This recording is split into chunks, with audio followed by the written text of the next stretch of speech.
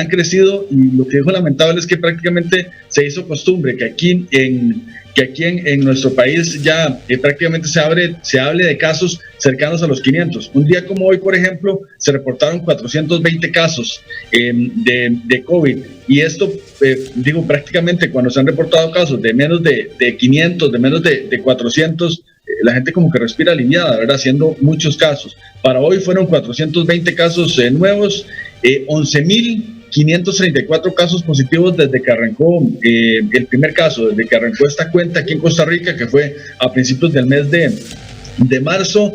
Activos en este momento hay 8.449 casos de personas que tienen entonces COVID en este momento que están activos. La cantidad de fallecidos, 66. Llegamos ya a 4 en las últimas 24 horas. El reporte aquí lo dan todos los días a la 1 de la tarde. Bueno, hoy a la 1 se reportaron en este caso 4 entonces fallecidos más, para llegar a un total de 66. Tenemos 259 pacientes hospitalizados, 47 de ellos están en cuidados intensivos. Se han recuperado 3.000 pacientes, 3.000 personas recuperadas, así es que es el dato. Incluso en los últimos días, entre ayer y antier, las autoridades de salud han advertido de que podrían llegar a colapsar los hospitales. Hay un hospital de los 3, digamos, que hay en la capital, que ya se habla de que está colapsando, de que ya incluso están activando la alerta para llevar pacientes a otros hospitales, porque ya está colapsando, y eso es lo que más ha preocupado siempre, ¿verdad? Que colapse en este caso en los hospitales y los servicios de salud, pero sí se ha aumentado bastante, lamentablemente, la cantidad de casos positivos y la cantidad también incluso de fallecidos aquí en el país. Así. Bueno, ustedes lo llaman, cada víctima es lamentable y deja dolor en una familia, pero la cifra de víctimas mortales sigue siendo muy baja en comparación a datos de Honduras y Guatemala, por ejemplo. Tienen 66 muertos por COVID-19.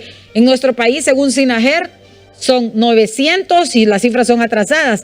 Los casos sí, hay un incremento bastante considerable, 11.534.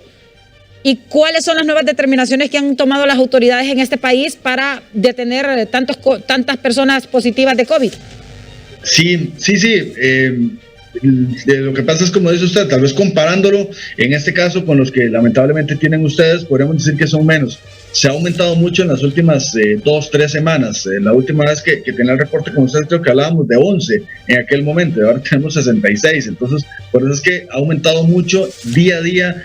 Son 4, 5, 6 personas fallecidas. Por eso es que al final se aumenta mucho el número. Las medidas desde la semana anterior, hablamos del lunes, hoy hace 8 días, empezó restricciones más extremas. Por ejemplo, la semana pasada aquí se había hecho una restricción vehicular total en la que solo se permitía circular un día según el número de placa. Por ejemplo, el lunes anterior circularon solo cuya placa el vehículo terminaba en 1 y 2, y así sucesivamente, martes 3 y 4, para que circularan únicamente un día. Restaurantes están cerrados por completo en la capital y en algunas zonas, porque al final se dividió por alerta amarilla y alerta naranja. Entonces, en diferentes cantones del país, son 82 cantones de las 7 provincias, y se dividió entonces por cantón, algunos en alerta naranja, otros en alerta amarilla. Los que están en alerta naranja están cerrados por completo, tiendas, como decíamos, restaurantes, cines, las playas que permanecen cerradas solo se abren 3 horas en la mañana. En los cantones de alerta amarilla, que ahí ya sí se abre un poquito más. Esta restricción no es tan extensa, pero sí también sigue, por ejemplo, restricción nocturna, que no se puede circular vehículos en la noche, y lo que son, por ejemplo, bares, discotecas, todo esto está cerrado también esos días de marzo, y no han recibido permiso para volver a funcionar, permiso para reabrir.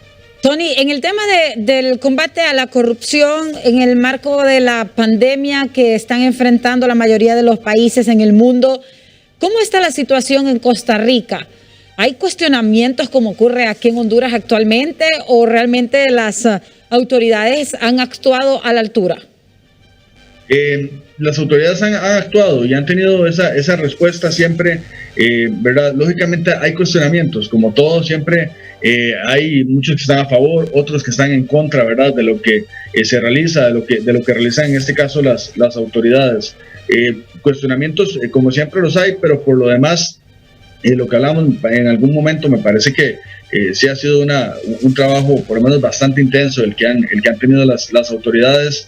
Los cuestionamientos, me parece incluso que en la balanza en un porcentaje serían menos, en menos cantidad, digamos, los costarricenses que tal vez desaprueban lo que hace el gobierno, lo que hace el Ministerio de Salud, lo desaprueban, y hay otros que me parece que sí, la mayoría está totalmente a favor. Ayer, por ejemplo, sucedió aquí una situación de esas paralelo, digamos, a lo que se da. El director de Vigilancia de la Salud se llama Rodrigo Marín, era director hasta ayer. Ayer se circularon unas fotografías donde él andaba en un yate, en un paseo de fin de semana, y entonces la gente le cuestionó mucho, que es una de las autoridades de salud, ¿verdad? El director de Vigilancia de la Salud. Director de Vigilancia y fue separado del cargo.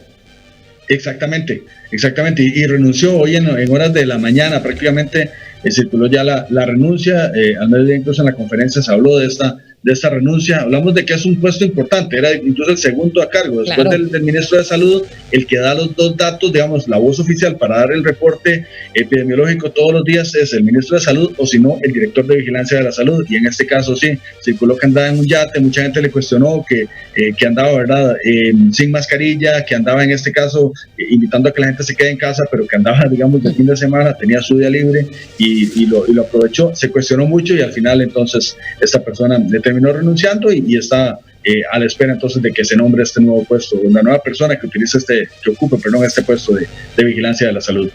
Es que definitivamente hay que ser coherente, ¿verdad?, en el actuar y en lo que se dice, y más siendo un alto cargo como usted nos menciona.